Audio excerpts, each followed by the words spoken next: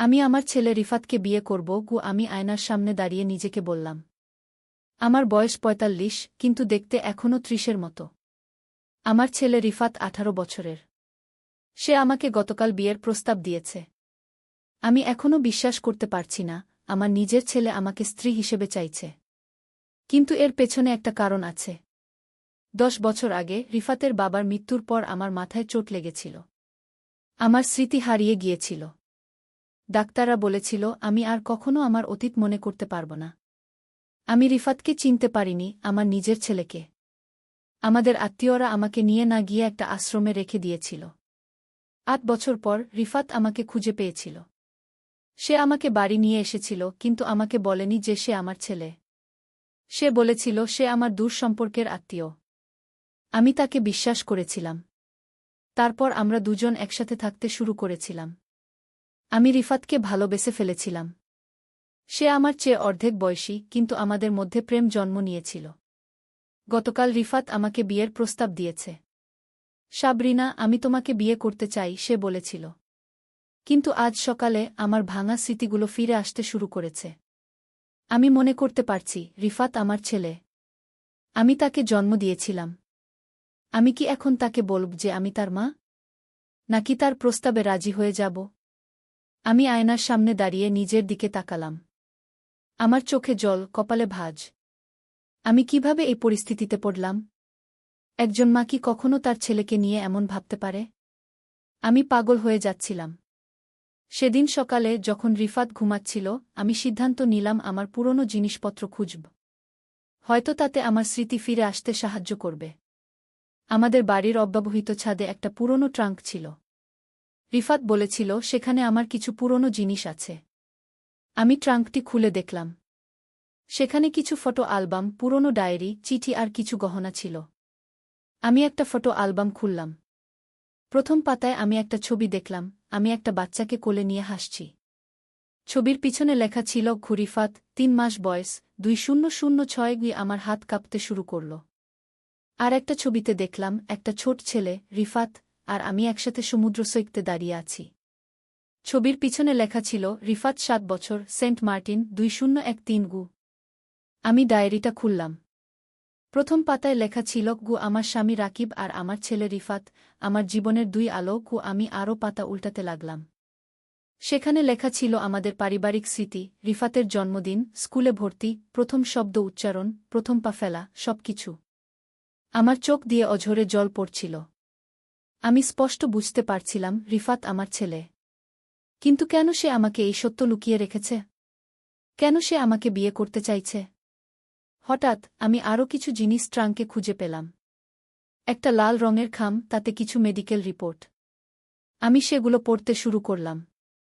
Report অনুসারে রিফাতকে খুব অল্প বয়সে একটা দুর্লভ হৃদরোগ ধরা পড়েছিল।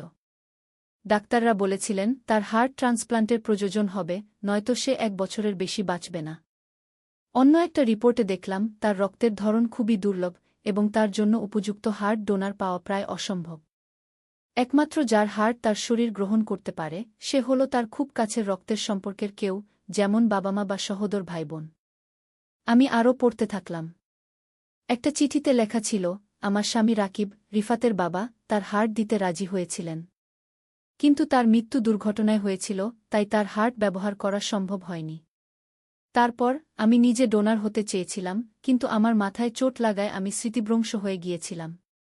ডাক্তাররা বলেছিলেন আমার শারীরিক অবস্থা তখন হার্ট ডোনেট করার জন্য উপযুক্ত ছিল না। আমি চিঠিগুলো আরও পড়তে থাকলাম। আমাদের আত্মীয়রা আমাকে আশ্রমে রেখে দিয়ে রিফাতকে ভিন্ন এক আত্মীয়ের কাছে পাঠিয়ে দিয়েছিলেন। রিফাত বড় হতে হতে অসুস্থ হয়ে পড়ছিল। ডাক্তাররা বলেছিলেন তার আর বেশি দিন নেই। তখন সে একটা ৬ বছরের কিশোর আমাকে খুঁজে বের করে। আমি আরও একটা চিঠি খুঁজে পেলাম, যেটা রিফাত নিজে লিখেছিল, কিন্তু কখনো পাঠায়নি। তাতে লেখা ছিল, মা, তুমি আমাকে চিনতে পারছ না। ডাক্তাররা বলেছেন তুমি হয়তো কখনোই পারবে না। আমি জানি আমার দিন ফুরিয়ে আসছে। ডাক্তাররা বলেছেন আমার হার্ট যে কোনো সময় থেমে যেতে পারে। আমি শুধু তোমার সাথে আমার শেষ দিনগুলো কাটাতে চাই। তোমাকে আমার আসল পরিচয় জানানোর সাহস পাচ্ছি না। যদি তুমি জানতে যে আমি তোমার ছেলে, তুমি আবার নিজেকে বিপদে ফেলতে পারতে আমাকে সাহায্য করার জন্য। আমি তা চাই না। আমি তোমাকে বলেছি আমি তোমার দূর সম্পর্কের আত্মীয়। আমি তোমাকে দেখে অবাক হয়ে গিয়েছিলাম, তুমি এখনও কত সুন্দর আছো। আমি তোমাকে আমার সাথে নিয়ে এসেছি। এটাই আমার শেষ ইচ্ছা, তোমার সাথে আমার শেষ দিনগুলো কাটানো গো।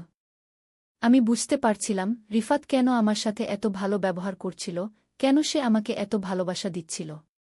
সে শুধু আমার সাথে তার শেষ সময়গুলো কাটাতে চেয়েছিল। কিন্তু এখন কেন সে আমাকে বিয়ে করতে চাইছে? আমি আরও খুঁজতে লাগলাম। আরেকটা ফাইলে রিফাতের আরও মেডিকেল রিপোর্ট পেলাম। তাতে দেখা গেল 1 বছর আগে রিফাতকে আবার হাসপাতালে নেওয়া হয়েছিল, তার অবস্থা আরও খারাপ হয়ে গিয়েছিল। সেই সময় একজন ডাক্তার একটা নতুন গবেষণার কথা বলেছিলেন। গবেষণা অনুসারে যদি একজন ব্যক্তি তার জীবিত অবস্থায় কোনো নিকট আত্মীয়কে কিডনি ডোনেট করেন, তাহলে সেই আত্মীয়ের হৃৎপিণ্ড সেই ব্যক্তির শরীর গ্রহণ করার সম্ভাবনা বেড়ে যায়। এই গবেষণা অনুসারে যদি আমি রিফাতকে আমার একটি কিডনি দিই, তারপর যদি আমি মারা যাই স্বাভাবিক কারণে, তাহলে আমার হৃৎপিণ্ড রিফাতের শরীর অস্বীকার করবে না। এই চিকিৎসা বিজ্ঞানের গবেষণা অনুসারে এর জন্য আমাদের বিবাহিত হতে হবে যাতে আমার দেহ দান করা আইন সহজ হয়। এটা ছিল রিফাতের শেষ আশা। আমি শেষ চিঠিটি পড়লাম যেটা রিফাত গতকাল লিখেছিল। প্রিয় সাবরিনা, আমি তোমাকে বিয়ের প্রস্তাব দিয়েছি কারণ এটাই আমার বেঁচে থাকার একমাত্র উপায়। তুমি আমার জীবনের একমাত্র আশা। আমি জানি তুমি আমার মা। আমি তোমাকে কখনো বলিনি কারণ আমি চাইনি তুমি আমার জন্য নিজেকে বিপদে ফেলো। কিন্তু এখন আমার কাছে আর সময় নেই। আমি জানি যদি তুমি জানতে যে আমি তোমার ছেলে, তুমি নিজের জীবন দিয়ে হলেও আমাকে বাঁচাতে চাইতে। আমি তা চাইনি। কিন্তু এখন আমি আর কোনো উপায় দেখছি না। ডাক্তাররা বলেছেন আমার আর মাত্র কয়েক মাস সময় আছে। আমি বুঝতে পারছি এই প্রস্তাব তোমার জন্য কতটা অদ্ভুত ও অস্বাভাবিক। কিন্তু এটাই আমার একমাত্র আশা। যদি তুমি আমাকে তোমার কিডনি দাও এবং আমরা বিবাহিত হই, তাহলে ভবিষ্যতে যদি তুমি না থাকো, আমি তোমার হৃৎপিণ্ড পেতে পারি। এটাই আমার বাঁচার একমাত্র উপায়। আমি জানি এই সত্য জানার পর তুমি আমাকে ঘৃণা করবে। কিন্তু আমি আর কিছু লুকাতে চাই না। আমি তোমাকে সব সত্য জানাতে চাই। তোমার ছেলে রিফাত। আমি চিঠিটা বারবার পড়লাম। আমার চোখ দিয়ে অঝরে জল পড়ছিল। আমি বুঝতে পারছিলাম রিফাত কিভাবে গত 2 বছর ধরে আমাকে দেখে আসছে, আমাকে চিনতে পারা সত্ত্বেও আমাকে কিছু বলেনি। আমি কল্পনা করতে পারছিলাম তার ভিতরে কতটা যন্ত্রণা লুকিয়েছিল। আমি আবার পুরনো ছবিগুলো দেখলাম। রিফাত যখন ছোট ছিল সে কত সুন্দর হাসত। তার চোখে কত স্বপ্ন ছিল। আমার ভিতরে মায়ের ভালোবাসা জেগে উঠল। আমি আমার ছেলেকে বাঁচাব যে কোনো মূল্যে। আমি সিদ্ধান্ত নিলাম। আমি রিফাতকে বলব যে আমি তার মা এবং আমি তাকে বাঁচাতে যে কোনো কিছু করতে প্রস্তুত। আমি তাকে আমার কিডনি দেব। আমি তাকে বিয়েও করব যদি তা তাকে বাঁচাতে সাহায্য করে। আমি নিচে নেমে এলাম। রিফাত টেবিলে বসে চা খাচ্ছিল। তার মুখে ম্লান হাসি। আমি তার পাশে বসলাম। রিফাত, আমি সব জেনেছি, আমি বললাম। সে আমার দিকে তাকালো। তার চোখে ভয় ও উদ্বেগ। তুমি আমার ছেলে, আমি বললাম। আমি তোমাকে জন্ম দিয়েছি গু। সে মাথা নিচু করল। মা, আমি শোনো, আমি তার হাত ধরলাম। আমি তোমাকে বাঁচাব। আমি তোমাকে আমার কিডনি দেব। আমি তোমাকে বিয়েও করব যদি তা আইনত প্রয়োজন হয়। আমি তোমার মা, রিফাত। আমি তোমার জন্য সবকিছু করব। রিফাত কাঁদতে শুরু করল। সে আমাকে জড়িয়ে ধরল। মা, আমি তোমাকে এতদিন ধরে খুঁজছিলাম। আমি তোমাকে হারাতে চাই না গি। তুমি আমাকে কখনো হারাবে না, আমি বললাম। আমি তোমার পাশে আছি সবসময়। সেদিন আমরা সিদ্ধান্ত নিলাম। আমরা সব সত্য নিয়েই সামনে এগিয়ে যাব। আমরা একসাথে ডাক্তারের কাছে গেলাম। আমি ডাক্তারকে বললাম যে আমি আমার ছেলেকে আমার কিডনি দিতে চাই। ডাক্তার প্রথমে অবাক হলেন। তারপর তিনি আমাদের পরিস্থিতি বুঝলেন। তিনি বললেন আমাদের আসলে বিয়ে করার প্রয়োজন নেই। যেহেতু আমি রিফাতের মা, আমি আইনত তাকে আমার কিডনি দিতে পারি। এবং ভবিষ্যতে যদি আমি স্বাভাবিক মৃত্যুবরণ করি, আমার হৃৎপিণ্ড রিফাতকে দেওয়া যেতে পারে, যেহেতু আমি তার নিকটতম আত্মীয়। এভাবে আমরা আমাদের জীবন নতুন করে শুরু করলাম। আমি আমার ছেলেকে ফিরে পেলাম, আর সে তার মাকে। আমি আমার কিডনি তাকে দিলাম এবং সে সুস্থ হয়ে উঠল। ডাক্তাররা বললেন, এই নতুন গবেষণা অনুসারে রিফাতের আরও অনেক বছর বাঁচার সম্ভাবনা আছে। আমি এখন আবার আমার ছেলের মা হিসেবে বাস করছি। রিফাত স্কুল শেষ করে কলেজে ভর্তি হয়েছে। সে ডাক্তার হতে চায় যাতে সে অন্যদের জীবন বাঁচাতে পারে। আমি আমার জীবনে যে অদ্ভুত মোড় দেখেছি তা আমি কখনো ভুলব না। কিন্তু আমি খুশি যে আমি আবার আমার সত্য পরিচয় ফিরে পেয়েছি, রিফাতের মা হিসেবে। আমার জীবনের এই অদ্ভুত কাহিনী আমাকে শিখিয়েছে মাতৃত্বের ভালোবাসা সবচেয়ে শক্তিশালী। একজন মা তার সন্তানকে বাঁচাতে যে কোনো কিছু করতে পারে, এমনকি অপ্রত্যাশিত ও অস্বাভাবিক পথেও হাঁটতে পারে। আজ যখন আমি আয়নার সামনে দাঁড়াই, আমি দেখি একজন গর্বিত মা যে তার সন্তানকে দ্বিতীয়বার জন্ম দিয়েছে। নদীর ধারে এক গ্রাম। প্রথম অধ্যায়, শুরুর কথা। পদ্মা নদীর ধারে ছোট্ট একটা গ্রাম, নামটা হল কুসুমপুর। এই গ্রামে বাস করত একটা ছেলে, তার নাম রাকিব। রাকিবের বয়স মাত্র 22 বছর। লেখাপড়ায় ভালো ছিল সে, কিন্তু টাকার অভাবে ঢাকা বিশ্ববিদ্যালয়ে ভর্তি পরীক্ষা দিতে পারেনি। এখন গ্রামের স্কুলে পড়ায়। মাসে বেতন পায় 10,000 টাকা। রাকিবের বাবা মারা গেছেন 3 বছর আগে। মা আছেন, ছোট্ট একটা বোন আছে, নাম মিথিলা। মিথিলার বয়স 15, এইচএসসি পরীক্ষা দেবে আগামী বছর। রাকিবের স্বপ্ন ছিল মিথিলাকে ডাক্তার বানাবে। কিন্তু স্বপ্ন আর বাস্তবের মধ্যে অনেক দূরত্ব। শীতের সকাল, কুয়াশায় ঢাকা গ্রাম। রাকিব স্কুলে যাওয়ার জন্য তৈরি হচ্ছে। মা খাবার দিয়েছে একটা টিফিন বক্সে, ভাত আর ডিম ভাজি। রাকিব সাইকেল নিয়ে বেরিয়ে পড়ল। স্কুল 5 কিলোমিটার দূরে। পথে যেতে যেতে রাকিব ভাবছিল তার জীবনের কথা। এই গ্রামে আর কতদিন থাকবে? ঢাকায় গিয়ে কিছু করা যায় কি না? কিন্তু মা আর মিথিলাকে রেখে কিভাবে যাবে? মনটা খারাপ হয়ে গেল। স্কুলে পৌঁছে দেখল হেডস্যার দাঁড়িয়ে আছেন। হেডস্যার মানিক স্যার, বয়স 50-এর কাছাকাছি। ভালো মানুষ। রাকিবকে অনেক স্নেহ করেন। রাকিব, একটু আমার রুমে এসো, মানিক স্যার বললেন। রাকিব রুমে ঢুকল। মানিক স্যার বললেন, তুমি তো জানো আমাদের স্কুলের অবস্থা ভালো না। সরকারি অনুদান কমে গেছে। আমরা হয়তো তোমার বেতন আর বাড়াতে পারব না। রাকিবের মনটা ভেঙে গেল। কিন্তু সে কিছু বলল না। শুধু মাথা নেড়ে বলল, বুঝতে পারছি স্যার। তবে একটা খবর আছে, মানিক স্যার বললেন। শুনেছি জেলা শহরে একটা এনজিও শিক্ষক খুঁজছে। বেতন ভালো, 15,000 টাকা। তুমি চাইলে আবেদন করতে পারো। রাকিব একটু ভাবল। জেলা শহর মানে প্রায় 30 কিলোমিটার দূরে। রোজ যাওয়া আসা করা মুশকিল। থাকতে হবে সেখানে। স্যার, আমি ভেবে দেখি। রাকিব বলল। ক্লাস শুরু হল। রাকিব বাচ্চাদের বাংলা পড়াচ্ছে।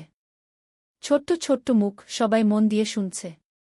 রাকিব ভাবল, এই বাচ্চাদের ছেড়ে কিভাবে যাবে? স্কুল ছুটির পর রাকিব বাড়ি ফিরল। মা রান্না করছে। মিথিলা পড়াশোনা করছে। রাকিব মাকে বলল এনজিওর কথা। মা চুপ করে রইল কিছুক্ষণ। তারপর বলল, ভাই, তুমি যা ভালো মনে করো তাই করো। আমরা সামলে নেব। কিন্তু রাকিব দেখল মায়ের চোখে পানি। দ্বিতীয় অধ্যায়, নতুন সিদ্ধান্ত। সেই রাতে রাকিব ঘুমাতে পারল না। বারবার একই চিন্তা মাথায় আসছে। কি করবে? এখানে থাকবে নাকি নতুন জায়গায় যাবে? পরদিন শুক্রবার। ছুটির দিন। রাকিব সকালে উঠে নদীর ধারে গেল। পদ্মা নদী। শীতকালে পানি কমে যায়, বালুর চর জেগে ওঠে। রাকিব একটা চরের উপর বসল। দূরে মাছ ধরা নৌকা দেখা যাচ্ছে। রাকিব ছোটবেলার কথা ভাবল। বাবা জীবিত ছিলেন তখন। বাবাও মাছ ধরতেন। একদিন নৌকা উল্টে গিয়ে বাবা ডুবে মারা যান। সেদিন থেকে রাকিবের জীবন বদলে গেল। লেখাপড়া ছেড়ে দিতে হল। মাকে সাহায্য করতে হল। হঠাৎ কেউ পেছন থেকে ডাকল, রাকিব ভাই। রাকিব ফিরে তাকাল। দেখল তার বন্ধু সাজিদ দাঁড়িয়ে আছে। সাজিদ ঢাকায় থাকে, প্রাইভেট কোম্পানিতে চাকরি করে। গ্রামে এসেছে ঈদের ছুটিতে। সাজিদ, কবে এলি? রাকিব খুশি হল। গতকাল এলাম। তোর খোঁজেই এসেছিলাম। সাজিদ পাশে বসল। দুই বন্ধু অনেকক্ষণ গল্প করল।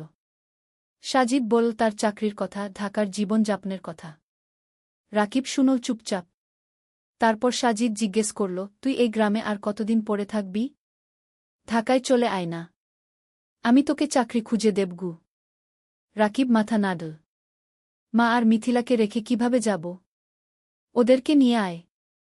ঢাকায় ভাড়া বাসায় থাকবি ও সাজিদ বলল। তোকে তো জানি। ঢাকায় এক রুম ভাড়া নিতে কত টাকা লাগে? আমার সামর্থ্য আছে। রাকিব তিক্ত হাসল। সাজিদ কিছু বলল না। সে জানে রাকিবের সমস্যা। দুপুরে রাকিব বাড়ি ফিরল। মা খাবার দিয়েছে। ভাত, ডাল আর একটা মাছ। রাকিব খেতে খেতে ভাবছিল, জীবনটা কেন এত কঠিন? খাওয়ার পর মিথিলা এল। ভাইয়া, আমার পরীক্ষার ফি দিতে হবে। ৫,০০০ টাকা গু। রাকিবের মাথায় হাত। এই মাসে বেতন পাবে ১০,০০০ টাকা। তার মধ্যে বাড়ি ভাড়া ৩,০০০, মায়ের ওষুধ ২,০০০, খরচপাতি ৩,০০০। পরীক্ষার ফি দেবে কোথা থেকে? চিন্তা করিস না, ব্যবস্থা হবে কি, রাকিব বলল। কিন্তু ব্যবস্থা হবে কিভাবে? রাকিব জানে না। সেই রাতে রাকিব মন স্থির করল। সে জেলা শহরে এনজিওর চাকরির জন্য আবেদন করবে। ১৫,০০০ টাকা হলে অনেক কিছু করা যাবে। তৃতীয় অধ্যায়, নতুন পথ। সোমবার সকালে রাকিব জেলা শহরে গেল। এনজিওর অফিস খুঁজে পেল। একটা ৩তলা বিল্ডিং। ভেতরে ঢুকে নাম লিখল রিসেপশনে। কিছুক্ষণ পর ডাক পড়ল। একটা রুমে ঢুকল রাকিব। দেখল একজন ভদ্রমহিলা বসে আছেন। বয়স ৪০-এর কাছাকাছি। হাসি মুখ। বসুন। আপনার নাম? মহিলা জিজ্ঞেস করলেন। রাকিব। রাকিব হোসেন উ। আপনার সার্টিফিকেট? রাকিব ব্যাগ থেকে সার্টিফিকেট বের করে দিল। মহিলা দেখলেন। আপনি গ্রামে পড়ান? মহিলা জিজ্ঞেস করলেন। জি মাম। ৩ বছর ধরে উ। ভালো। আমরা গ্রামের স্কুলে কাজ করি। আপনার অভিজ্ঞতা কাজে লাগবে গু। মহিলা আরও কিছু প্রশ্ন করলেন। রাকিব উত্তর দিল। তারপর মহিলা বললেন, ঠিক আছে, আমরা আপনাকে জানাব। ১ সপ্তাহের মধ্যে ফোন করব উ। রাকিব বের হয়ে এল। মনটা একটু হালকা লাগল। হয়তো চাকরি হবে। কিন্তু সমস্যা হলো অন্য জায়গা। রাকিব গ্রামে ফিরে দেখল মা অসুস্থ হয়ে পড়েছে। জ্বর হয়েছে। ডাক্তার ডেকে আনতে হল। ডাক্তার ওষুধ লিখে দিল। ওষুধের দাম ১,০০০ টাকা। রাকিবের পকেটে ৫ টাকা ছিল। বাকি ৫ টাকা ধার করতে হল পাশের বাড়ির কাকার কাছে। মা শুয়ে শুয়ে বলল, ভাই, তুমি জেলা শহরে চাকরি নিও না। আমরা এখানে থাকি গু। না মা, তোমার চিকিৎসার জন্য টাকা লাগবে। মিথিলার পড়াশোনার জন্য টাকা লাগবে। আমাকে ভালো চাকরি করতে হবে কি? রাকিব বলল। পরের সপ্তাহে রাকিবের ফোন এল। এনজিও থেকে। চাকরি হয়েছে। পরের মাস থেকে জয়েন করতে হবে। রাকিব খুশি হল। কিন্তু সাথে সাথে চিন্তাও হল। জেলা শহরে থাকবে কোথায়? বাসা ভাড়া নিতে হবে। সেই টাকা কোথায়? রাকিব মানিক স্যারের কাছে গেল। সব বলল। মানিক স্যার শুনলেন। তারপর বললেন, তুমি চিন্তা করো না। আমার জেলা শহরে একটা ছোট্ট ফ্ল্যাট আছে। খালি পড়ে আছে। তুমি সেখানে থাকতে পারো। প্রথম ৩ মাস ভাড়া লাগবে না আগে। রাকিবের চোখে পানি এল। স্যার, আপনি গু। তুমি ভালো ছেলে। তোমার উন্নতি হোক, এটাই চাই। মানিক স্যার হাসলেন। রাকিব স্যারের পা ছুঁয়ে সালাম করল। চতুর্থ অধ্যায়, জেলা শহরে নতুন জীবন। পরের মাসের প্রথম দিনে রাকিব জেলা শহরে চলে এল। মা আর মিথিলা গ্রামে রইল। রাকিব ঠিক করল সপ্তাহে একদিন গ্রামে যাবে। মানিক স্যারের ফ্ল্যাট ছোট্ট কিন্তু পরিষ্কার। একটা রুম, একটা রান্নাঘর, একটা বাথরুম। রাকিব নিজের জিনিসপত্র গুছিয়ে রাখল। পরদিন এনজিও অফিসে গেল। কাজ শুরু হল। রাকিবকে দায়িত্ব দেওয়া হল ৫টা গ্রামের স্কুল দেখাশোনা করার। সপ্তাহে ৩ দিন স্কুলে যেতে হবে, বাকি দিন অফিসে। প্রথম দিন রাকিব একটা গ্রামে গেল। স্কুলটা খুবই খারাপ অবস্থায়। ছাদ দিয়ে পানি পড়ে। বেঞ্চ ভাঙা। শিক্ষক মাত্র ২ জন। ছাত্রছাত্রী প্রায় ১৫০। রাকিব শিক্ষকদের সাথে কথা বলল। তারা বলল অনেক সমস্যার কথা। বেতন কম। সরকারি সাহায্য নেই। অনেক বাচ্চা স্কুল ছেড়ে দিয়েছে। রাকিব বুঝল এখানে অনেক কাজ করার আছে। সে মনস্থির করে ভালোভাবে কাজ করবে। সন্ধ্যায় রাকিব ফ্ল্যাটে ফিরল। একা একা রান্না করল। ভাত আর ডিম ভাজি। খেয়ে শুয়ে পড়ল। মায়ের কথা মনে পড়ল। মিথিলার কথা মনে পড়ল। রাকিব মাকে ফোন করল। মা, কেমন আছো? ভালো আছি। তুমি খেয়েছ? মা জিজ্ঞেস করল। হ্যাঁ মা। তুমি ওষুধ খেয়েছ তো? খেয়েছি। মিথিলা পড়াশোনা করছে। তুমি চিন্তা করো না আগে। ফোন রেখে রাকিব ঘুমিয়ে পড়ল। দিন যাচ্ছে। রাকিব কাজে মন দিচ্ছে। সে দেখছে স্কুলগুলোর অবস্থা ধীরে ধীরে ভালো হচ্ছে। এনজিও থেকে সাহায্য আসছে। নতুন বেঞ্চ এসেছে। ছাদ মেরামত হয়েছে। শিক্ষকদের ট্রেনিং দেওয়া হচ্ছে। রাকিব খুশি। তার মনে হচ্ছে সে কিছু ভালো কাজ করছে। 3 মাস পর রাকিব প্রথম বেতন পেল। 15,000 টাকা। রাকিব সাথে সাথে 10,000 টাকা মাকে পাঠিয়ে দিল। বাকি 5,000 টাকা দিয়ে নিজের খরচ চালাবে। মা ফোন করে কাঁদল। ভাই, তুমি এত টাকা পাঠালে তোমার কি হবে? মা, তুমি চিন্তা করো না। আমার হয়ে যাবে। তুমি ভালো থাকো গো। রাকিবের মনে হল জীবনে প্রথমবার সে কিছু করতে পারছে। 5ম অধ্যায়, নতুন বন্ধুত্ব। এনজিও অফিসে রাকিবের সহকর্মী অনেক। তার মধ্যে একজন মেয়ে আছে, নাম তানিয়া। তানিয়া ঢাকা থেকে এসেছে। লেখাপড়া করেছে ঢাকা বিশ্ববিদ্যালয়ে। খুব মেধাবী। কিন্তু গ্রামের মানুষের জন্য কাজ করতে চায়। তাই এনজিওতে জয়েন করেছে। তানিয়া আর রাকিব প্রায় একসাথে মাঠে কাজ করে। স্কুলে যায়। শিক্ষকদের সাথে কথা বলে। বাচ্চাদের পড়ায়। ধীরে ধীরে তানিয়া আর রাকিবের মধ্যে বন্ধুত্ব হল। তানিয়া রাকিবকে অনেক কিছু শেখায়। কিভাবে প্রজেক্ট প্ল্যান করতে হয়, কিভাবে রিপোর্ট লিখতে হয়, কিভাবে মানুষের সাথে কথা বলতে হয়। রাকিব তানিয়াকে শেখায় গ্রামের জীবন সম্পর্কে, গ্রামের মানুষের সমস্যা সম্পর্কে, কিভাবে তাদের সাহায্য করা যায়। একদিন তানিয়া রাকিবকে জিজ্ঞেস করল, তুমি কি বিয়ে করেছ? রাকিব হেসে বলল, না। বিয়ের কথা ভাবার সময় নেই। এখন পরিবারের দায়িত্ব আছে গু। তোমার পরিবার কেমন? তানিয়া জিজ্ঞেস করল। রাকিব তার মা আর মিথিলার কথা বলল। বাবার মৃত্যুর কথা বলল। কিভাবে সে সংসার চালাচ্ছে সেই কথা বলল। তানিয়া শুনল চুপচাপ। তারপর বলল, তুমি খুব সাহসী গু। রাকিব কিছু বলল না। শুধু হাসল।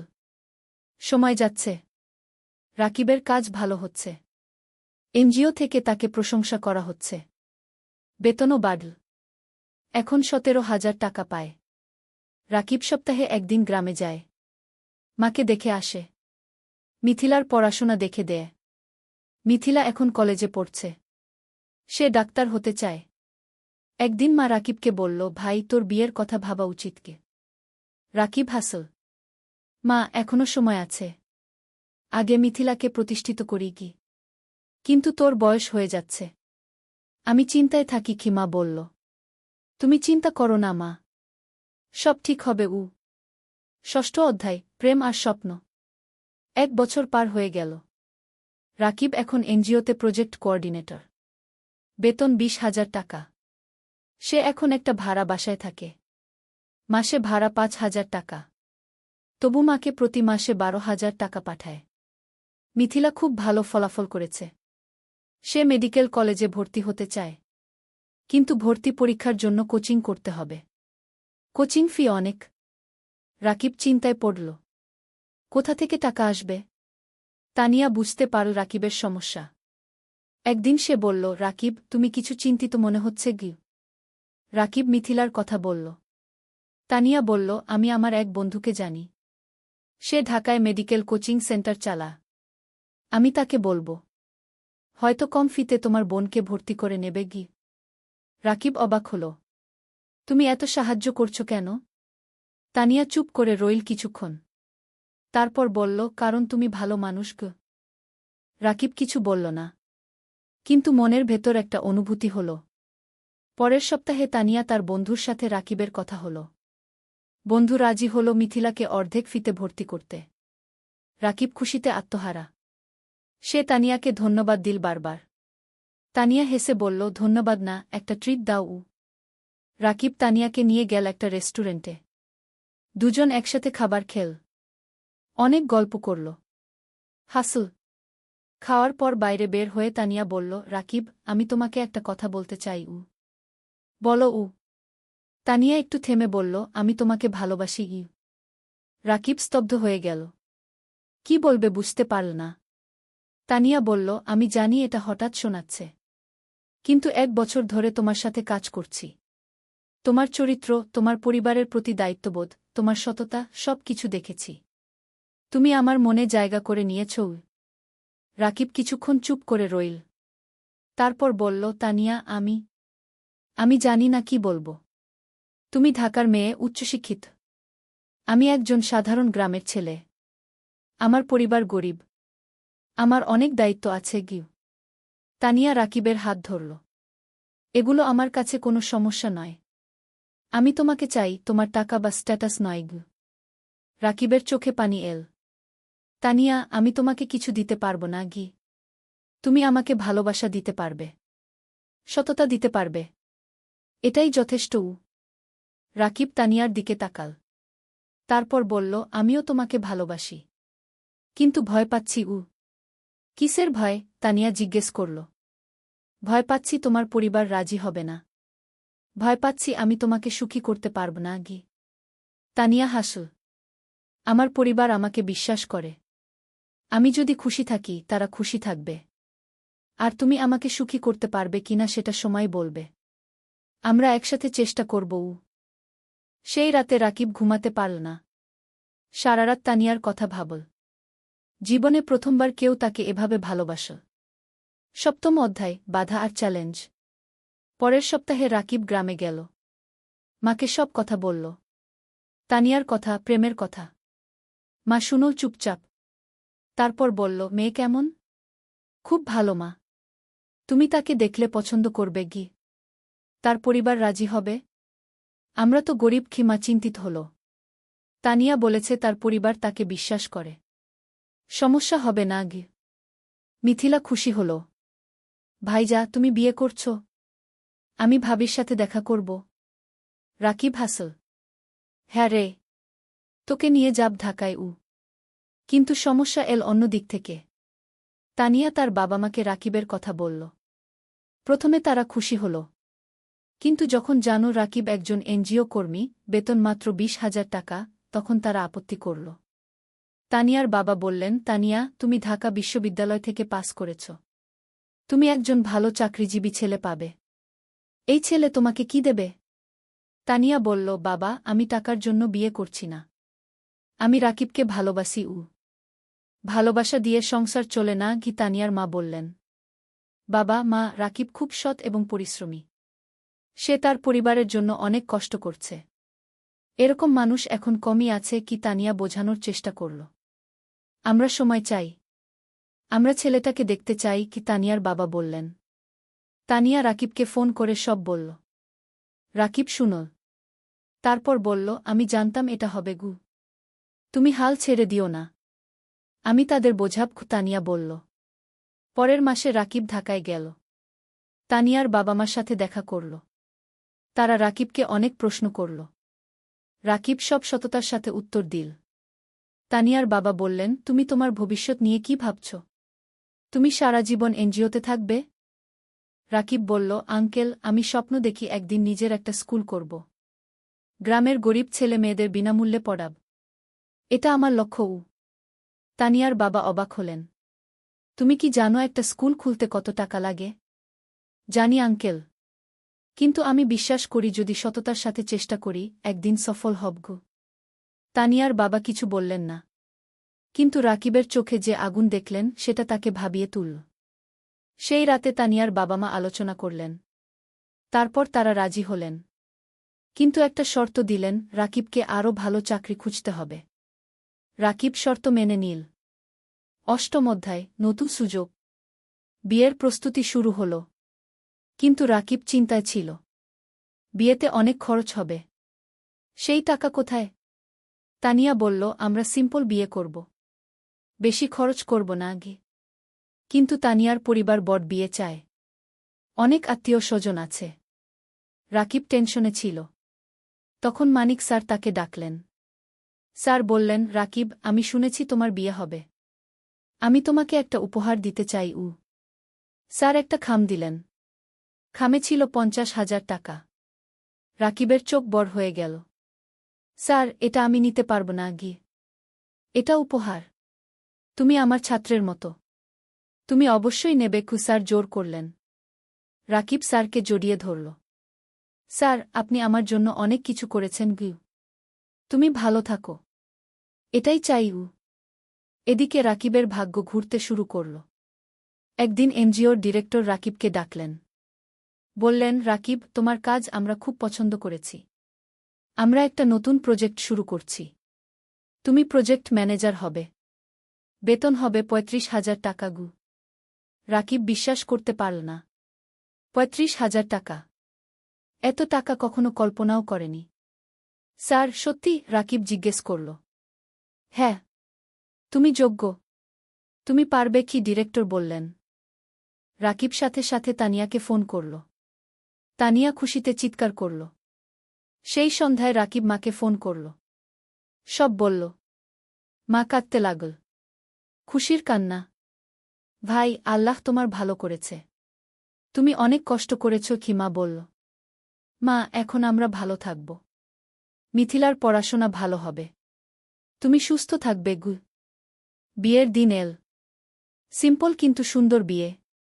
গ্রাম থেকে মা আর মিথিলা এসেছে। রাকিবের বন্ধুরা এসেছে। এনজিও অফিসের সবাই এসেছে। তানিয়া দেখতে খুব সুন্দর লাগছিল লাল শাড়িতে। রাকিব পাঞ্জাবি পরেছে। বিয়ে হল। সবাই দোয়া করল, আশীর্বাদ করল। রাকিব আর তানিয়া নতুন জীবন শুরু করল। নবম অধ্যায়, স্বপ্ন পূরণের পথে। বিয়ের পর রাকিব আর তানিয়া জেলা শহরে একটা বড় ফ্ল্যাট ভাড়া নিল। 2 বেডরুমের। তারা ঠিক করল মা আর মিথিলাকে নিয়ে আসবে। মা প্রথমে রাজি হল না। বলল, তোমরা নতুন বিয়ে করেছ। আমরা গেলে তোমাদের সমস্যা হবে গি। তানিয়া নিজে গ্রামে গেল। মাকে বলল, মা, আপনি আমার মা। আপনি না থাকলে আমার সংসার অসম্পূর্ণ। মা তানিয়াকে জড়িয়ে ধরল। মা, তুমি খুব ভালো। মা আর মিথিলা জেলা শহরে চলে এল। এখন তারা সবাই একসাথে থাকে। মিথিলা ঢাকায় কোচিং করছে। সে খুব মন দিয়ে পড়ছে।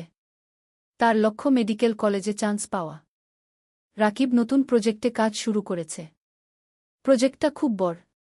15টা গ্রামে কাজ করতে হবে। স্কুল, স্বাস্থ্যকেন্দ্র, নারী উন্নয়ন, সব ধরনের কাজ। রাকিব খুব ব্যস্ত হয়ে গেল। সকাল থেকে রাত পর্যন্ত কাজ। কিন্তু সে খুশি। কারণ সে মানুষের উপকার করছে। তানিয়াও কাজ করছে। সেও একটা প্রজেক্টে আছে। তাদের দুজনের মিলে এখন বেতন 55,000 টাকা। এত টাকা রাকিব কখনো কল্পনা করেনি। এখন তারা স্বাচ্ছন্দ্যে আছে। মায়ের ভালো চিকিৎসা হচ্ছে। মিথিলার পড়াশোনা ভালো হচ্ছে। রাকিব কিছু টাকা সেভিংসও করছে। একদিন রাকিব তানিয়াকে বলল, তুমি জানো, আমার স্বপ্ন ছিল একটা স্কুল করা গিয়ে। হ্যাঁ, মনে আছে। তুমি এখনও সেই স্বপ্ন দেখো? তানিয়া জিজ্ঞেস করল। হ্যাঁ, আমি ভাবছি আমরা যদি কিছু টাকা সেভ করি, তাহলে হয়তো একদিন একটা ছোট্ট স্কুল খুলতে পারব। তানিয়া হাসল। চলো, আমরা একসাথে এই স্বপ্ন পূরণ করব।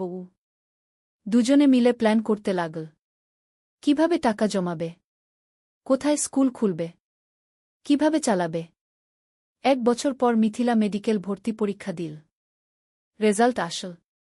সে চান্স পেয়েছে সরকারি মেডিকেল কলেজে। পুরো পরিবার খুশিতে আত্মহারা।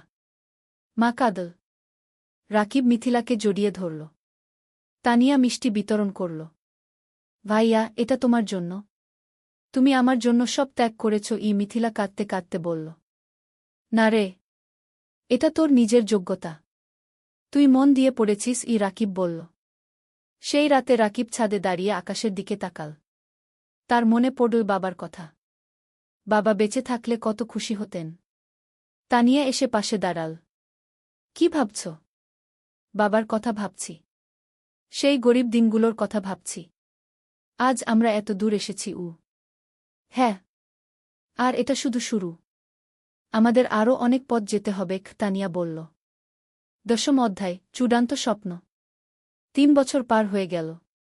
রাকিব এখন এনজিওর সিনিয়র প্রজেক্ট ম্যানেজার। বেতন 50,000 টাকা। Tania project coordinator. বেতন 40,000 টাকা। মিথিলা এখন মেডিকেল কলেজের 3য় বর্ষে। সে খুব ভালো পড়ছে। তার লক্ষ্য একজন ভালো ডাক্তার হওয়া এবং গ্রামের মানুষের সেবা করা। মা এখন সুস্থ। তার মুখে হাসি ফিরে এসেছে। রাকিব আর তানিয়া এই 3 বছরে প্রায় 10 লক্ষ টাকা সেভ করেছে। এখন তারা ঠিক করেছে স্বপ্নের স্কুল খুলবে। রাকিব গ্রামে গিয়ে একটা জমি কিনে 2 বিঘা জমি। সেখানে স্কুল করবে। তারা ব্যাংক থেকে লোন নিল আরও 5 লক্ষ টাকা। মোট 15 লক্ষ টাকা দিয়ে স্কুল তৈরি করা শুরু হল। মানিক স্যার অনেক সাহায্য করলেন। তিনি স্কুলের ডিজাইন করে দিলেন, শিক্ষক খুঁজে দিলেন। 6 মাস পর স্কুল তৈরি হল। নাম দেওয়া হল আলোর পাঠশালা গু। স্লোগান, শিক্ষাই আলো, শিক্ষাই মুক্তি গু। স্কুলে গরিব পরিবারের বাচ্চারা বিনামূল্যে পড়বে। ধনী পরিবারের বাচ্চারা কম ফিতে পড়বে। এই ফি দিয়ে স্কুল চলবে। স্কুল খোলার দিন গ্রামের সব মানুষ এল। জেলা প্রশাসক এলেন উদ্বোধন করতে। মানিক স্যার, এনজিওর ডিরেক্টর, সবাই এলেন। রাকিব মাইকে দাঁড়িয়ে বলল, আমি একসময় খুব গরিব ছিলাম। লেখাপড়া করতে পারিনি ঠিকমতো। কিন্তু আমি হাল ছাড়িনি। আজ আমি এই স্কুল করলাম যাতে গ্রামের কোনো বাচ্চাকে টাকার অভাবে লেখাপড়া ছাড়তে না হয়। সবাই হাততালি দিল। তানিয়া বলল, এই স্কুল শুধু আমার স্বামীর স্বপ্ন নয়, আমার স্বপ্ন। আমরা চাই এই গ্রামের প্রতিটা বাচ্চা শিক্ষিত হোক। আবার হাততালি। স্কুল চালু হল। প্রথম দিন 50 জন বাচ্চা ভর্তি হল। দ্বিতীয় মাসে 100। তৃতীয় মাসে 200। রাকিব আর তানিয়া সপ্তাহে 3 দিন স্কুলে যায়। বাচ্চাদের পড়ায়, শিক্ষকদের ট্রেনিং দেয়া, স্কুল দেখাশোনা করে। মিথিলা ছুটির দিনে স্কুলে এসে বাচ্চাদের স্বাস্থ্য চেক আপ করে বিনামূল্যে। মা রান্না করে বাচ্চাদের খাওয়ায়। অনেক বাচ্চা গরিব পরিবার থেকে আসে। তারা দুপুরে খায় না। মা তাদের খাওয়ায়। 2 বছর পর স্কুলে 5 বাচ্চা পড়ছে। 10 জন শিক্ষক আছে। স্কুল ভালোভাবে চলছে। জেলার মধ্যে কি আলোর পাঠশালা কি একটা আদর্শ স্কুল হিসেবে পরিচিতি পেয়েছে। একাদশ অধ্যায়, জীবনের পূর্ণতা। 5 বছর পর রাকিবের বয়স এখন 33। তানিয়ার বয়স 31। তাদের একটা মেয়ে হয়েছে। নাম রাখা হয়েছে অনন্যা। অনন্যার বয়স 2 বছর। মিথিলা এখন ডাক্তার। সে একটা সরকারি হাসপাতালে কাজ করছে। সে গ্রামের মানুষের বিনামূল্যে সেবা দেয়া। মা সুস্থ এবং খুশি। তার নাতনি অনন্যাকে নিয়ে সময় কাটায়। আলোর পাঠশালা কি এখন জেলার সেরা স্কুলগুলোর একটা। এখানে 1000 বাচ্চা পড়ছে। 20 জন শিক্ষক আছে। স্কুলের রেজাল্ট খুব ভালো।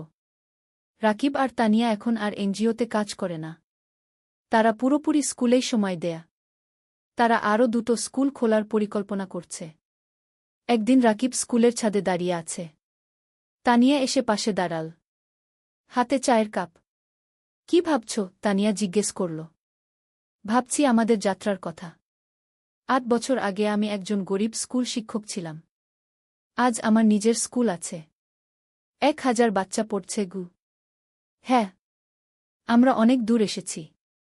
কিন্তু আরও অনেক পথ বাকি, তানিয়া বলল। জানো, কখনো কখনো মনে হয় স্বপ্ন দেখা ভালো। স্বপ্ন মানুষকে বাঁচিয়ে রাখে। আমি স্বপ্ন দেখেছিলাম বলে আজ এখানে এসেছি। তানিয়া রাকিবের হাত ধরল। আর আমি তোমাকে বিশ্বাস করেছিলাম বলে তোমার স্বপ্ন আমার স্বপ্ন হয়ে গেল গো। দুজন চুপচাপ দাঁড়িয়ে রইল। নিচে বাচ্চারা খেলছে। তাদের হাসির শব্দ শোনা যাচ্ছে। রাকিব বলল, জানো তানিয়া, আমার এখন মনে হয় জীবনের সবচেয়ে বড় সফলতা হলো মানুষের মুখে হাসি ফোটানো। টাকা, প্রতিষ্ঠা সব তুচ্ছ যখন দেখি একটা গরিব বাচ্চা আমাদের স্কুলে পড়ে ভালো রেজাল্ট করছে। তানিয়া মাথা নাড়ল। একদম ঠিক। তুমি জানো, গত সপ্তাহে সেই রহিম নামের ছেলেটা এসেছিল, যে 3 বছর আগে আমাদের স্কুলে ভর্তি হয়েছিল।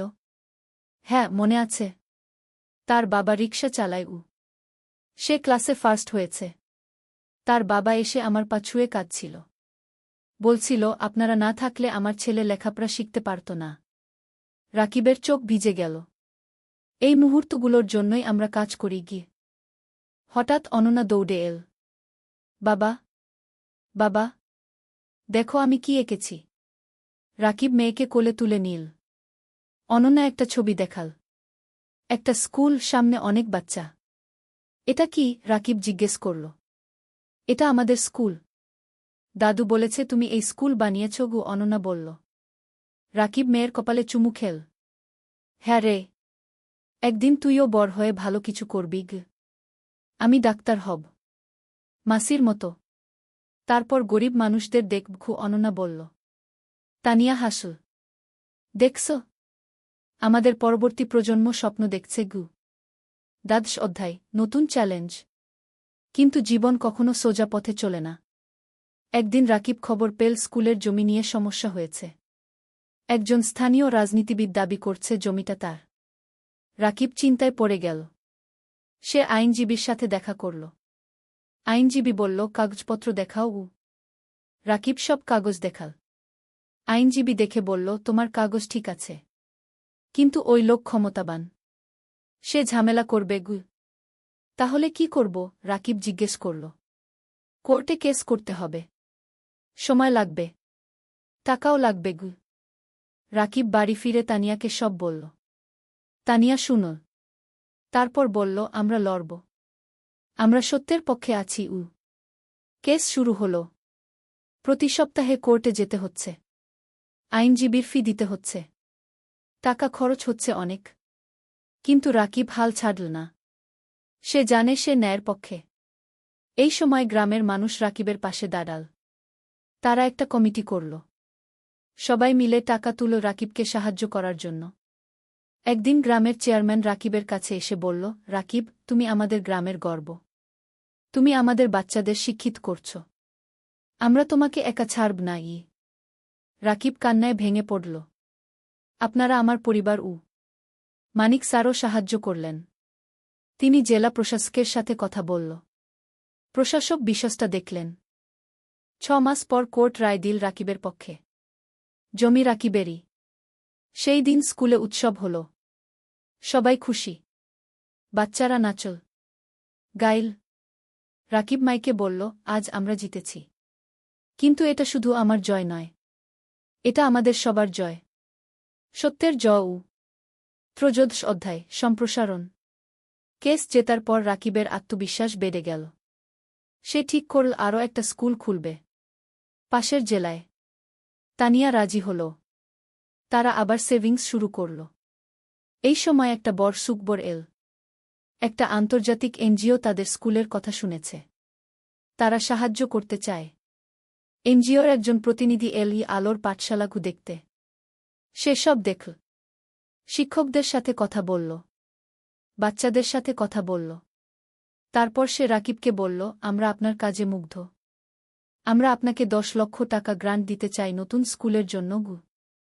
রাকিব বিশ্বাস করতে পারল না। 10 লক্ষ টাকা? সত্যি? রাকিব জিজ্ঞেস করল। হ্যাঁ।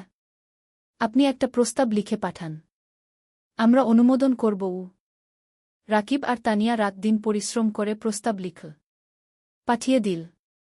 1 মাস পর অনুমোদন এল। 10 লক্ষ টাকা। রাকিব পাশের জেলায় জমি কিনা। নতুন স্কুল তৈরি শুরু হল। এবার আরও বড় স্কুল, আরও ভালো সুবিধা।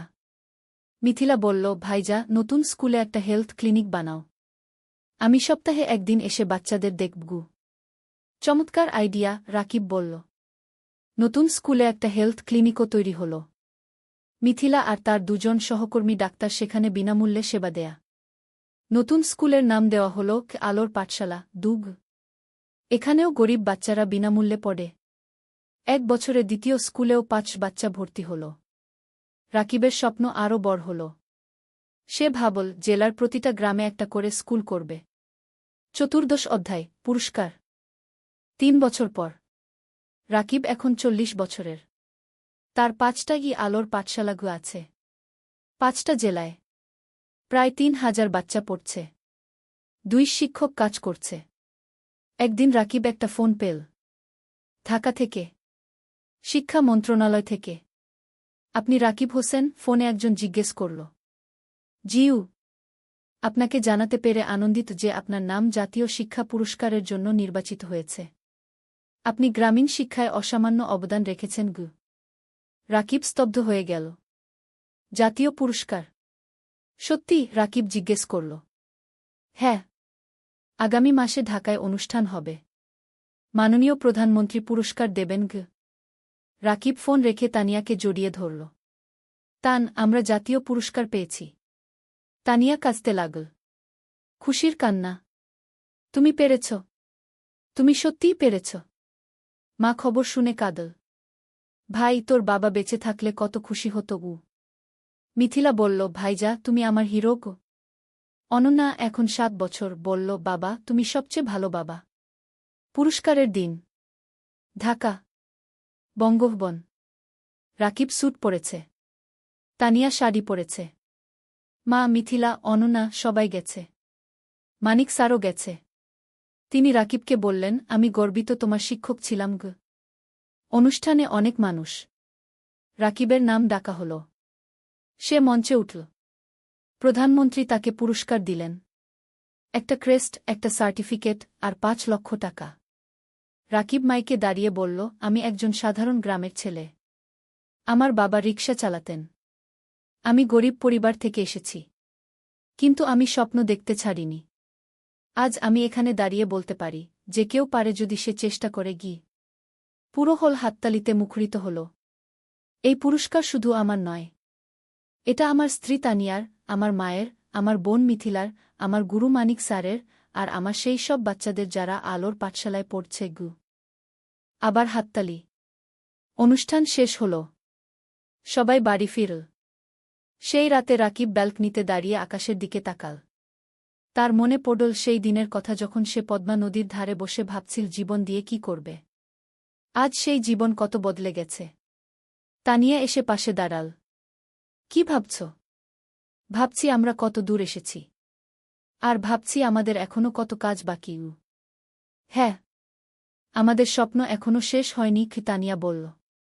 ৫০ অধ্যায়, উত্তরাধিকার। আরও 5 বছর কেটে গেল। রাকিবের বয়স এখন ৪৫। তার 10টা আলোর পাঠশালাগু আছে। 10টা জেলায়। ৬,০০০ বাচ্চা পড়ছে। 4 শিক্ষক কাজ করছে। মিথিলা এখন একজন সফল ডাক্তার। সে নিজের একটা হাসপাতাল খুলেছে। গরিব মানুষদের বিনামূল্যে চিকিৎসা দেয়া। অনন্যা এখন 12 বছর। সে আলোর পাঠশালাতেই পড়ছে। সে খুব মেধাবী। তার স্বপ্ন শিক্ষক হওয়া। বাবার মতো। মা এখন অনেক বয়স্ক, কিন্তু সুস্থ। সে নাতিনাতনীদের নিয়ে সময় কাটায়। হ্যাঁ, রাকিবের এখন 2 সন্তান। অনন্যার পরে একটা ছেলে হয়েছে। নাম অনির্বাণ। বয়স 5 বছর। রাকিব এখন একটা বড় শিক্ষা প্রতিষ্ঠানের প্রতিষ্ঠাতা। তার কাজের স্বীকৃতি সারা দেশে। বিদেশ থেকেও মানুষ আসে তার স্কুল দেখতে। কিন্তু রাকিব এখনও সেই সাধারণ মানুষই আছে। সে নিজে স্কুলে যায়। বাচ্চাদের পড়ায়। তাদের সাথে খেলে। একদিন একজন সাংবাদিক রাকিবকে ইন্টারভিউ করতে এল। সে জিজ্ঞেস করল, আপনার সাফল্যের রহস্য কি? রাকিব হেসে বলল, রহস্য বলে কিছু নেই। শুধু 3টা জিনিস, স্বপ্ন, পরিশ্রম আর সততা গু। আপনার ভবিষ্যৎ পরিকল্পনা? আরও 20টা স্কুল খুলব। প্রতিটা জেলায়। যাতে কোনো বাচ্চা শিক্ষা থেকে বঞ্চিত না হয় গে। আপনি কি রাজনীতিতে আসবেন? অনেকে বলছে আপনি দেশের জন্য অনেক করতে পারবেন গে। রাকিব মাথা নাড়ল। না। আমি শিক্ষক থাকতে চাই। রাজনীতি আমার জায়গা নয়। সাংবাদিক আরও অনেক প্রশ্ন করল। রাকিব উত্তর দিল। সেই রাতে টিভিতে ইন্টারভিউ দেখানো হল। পুরো দেশ দেখল। অনেক মানুষ অনুপ্রাণিত হল রাকিবের গল্পে। পরের দিন রাকিবের ফোন বাজতে লাগল। অনেক মানুষ সাহায্য করতে চায়। ডোনেশন দিতে চায়। স্বেচ্ছাসেবক হতে চায়। রাকিব তানিয়াকে বলল, দেখছ? মানুষ ভালো কাজে এগিয়ে আসতে চায়। শুধু সুযোগ দরকার। তানিয়া বলল, হ্যাঁ। আর তুমি সেই সুযোগ তৈরি করেছ। শেষ অধ্যায়, জীবনের অর্থ। আরও 10 বছর পরের ঘটনা। রাকিবের বয়স এখন 55। চুলে পাক ধরেছে। কিন্তু চোখে এখনও সেই আগুন। তার এখন 25টা আলোর পাঠশালাগু আছে। 15,000 বাচ্চা পড়ছে। হাজারের বেশি শিক্ষক কাজ করছে। মা আর বেঁচে নেই। 3 বছর আগে মারা গেছেন। শান্তিতে। তার শেষ ইচ্ছা ছিল রাকিব যেন তার কাজ চালিয়ে যায়। রাকিব সেই ওয়াদা রেখেছে। মিথিলা এখন একজন প্রতিষ্ঠিত ডাক্তার। তার হাসপাতাল জেলার সেরা হাসপাতাল। সে বিয়ে করেছে একজন ইঞ্জিনিয়রকে। তাদের 2 সন্তান। অনন্যা এখন 22 বছর। সে শিক্ষক হয়েছে। আলোর পাঠশালাতেই পড়ায়। সে বাবার উত্তরসূরি। অনির্বাণ এখন 15 বছর। সে মেডিকেলে পড়তে চায়। মাসির মতো ডাক্তার হতে চায়। রাকিব এখন অনেক কম সময় অফিসে থাকে। বেশিরভাগ সময় বাচ্চাদের সাথে থাকে। গল্প বলে। গান শেখায়। জীবনের পাঠ দেয়। একদিন একটা বাচ্চা রাকিবকে জিজ্ঞেস করল, স্যার, আপনি এত কিছু করলেন কেন? আপনি তো ব্যবসা করে ধনী হতে পারতেন। রাকিব হাসল। বাবা, টাকা দিয়ে সব কিছু কেনা যায় না। আমি যখন দেখি তুমি ভালো রেজাল্ট করেছ, তখন যে আনন্দ পাই সেটা কোনো টাকায় কেনা যায় না। তাহলে জীবনের অর্থ কি স্যার? বাচ্চাটা জিজ্ঞেস করল। রাকিব একটু ভাবল। তারপর বলল, জীবনের অর্থ হল অন্যের জীবনে আলো জ্বালানো। যদি তুমি একজন মানুষকেও সাহায্য করতে পারো, তাহলে তোমার জীবন সার্থক। বাচ্চাটা মাথা নাড়ল। আমিও আপনার মতো হতে চাই স্যার। রাকিব বাচ্চাটার মাথায় হাত বুলিয়ে দিল। তুমি আমার চেয়ে আরও ভালো হবে। সেই সন্ধ্যায় রাকিব আর তানিয়া তাদের বাড়ির ছাদে বসে আছে। সূর্য অস্ত যাচ্ছে। আকাশ লাল কুমলা রঙে রাঙানো। তানিয়া বলল, তুমি জানো, যখন প্রথম তোমাকে দেখেছিলাম তখন জানতাম না তুমি এত দূর যাবে। রাকিব হাসল। আমিও জানতাম না। কিন্তু তোমাকে পেয়েছিলাম বলে সম্ভব হয়েছে। না, তুমি পেরেছ তোমার ইচ্ছাশক্তি আর কঠোর পরিশ্রমের কারণে। আমি শুধু সাথে ছিলাম। তুমি শুধু সাথে ছিলে না। তুমি আমার শক্তি ছিলে। আমার অনুপ্রেরণা ছিলে। দুজন চুপচাপ বসে রইল। নিচে কি আলোর পাঠশালা দেখা যাচ্ছে। বাচ্চারা খেলছে। রাকিব বলল, জানো তানিয়া, আমি এখন শান্তিতে আছি। আমার মনে হয় আমি আমার জীবন দিয়ে কিছু অর্থবহ করতে পেরেছি। তুমি পেরেছ। তুমি হাজারো জীবন বদলে দিয়েছ। তানিয়া বলল। হঠাৎ অনন্যা এল। বাবা, মা, খাবার তৈরি। রাকিব উঠে দাঁড়াল। চলো। 3 জন একসাথে নিচে নামল। পরিবার একসাথে বসে খাবার খেল। হাসল। গল্প করল। রাতে শোয়ার আগে রাকিব জানালার পাশে দাঁড়িয়ে বাইরে তাকাল। দূরে তারা জ্বলছে। রাকিব মনে মনে ভাবল, জীবন একটা যাত্রা। কখনো কঠিন, কখনো সহজ। কিন্তু যদি তুমি স্বপ্ন দেখো, যদি তুমি পরিশ্রম করো, যদি তুমি সৎ থাকো, তাহলে তুমি অবশ্যই সফল হবে। আর সবচেয়ে বড় সফলতা হলো যখন তুমি অন্যের জীবনে আলো জ্বালাতে পারো। রাকিব হাসল। তারপর বিছানায় শুয়ে পড়ল। গভীর ঘুমে তলিয়ে গেল। শান্তির ঘুম। পরিতৃপ্তির ঘুম। কারণ সে জানে তার জীবন সার্থক হয়েছে। তার স্বপ্ন পূরণ হয়েছে। আর এটাই জীবনের সবচেয়ে বড় পাওয়া।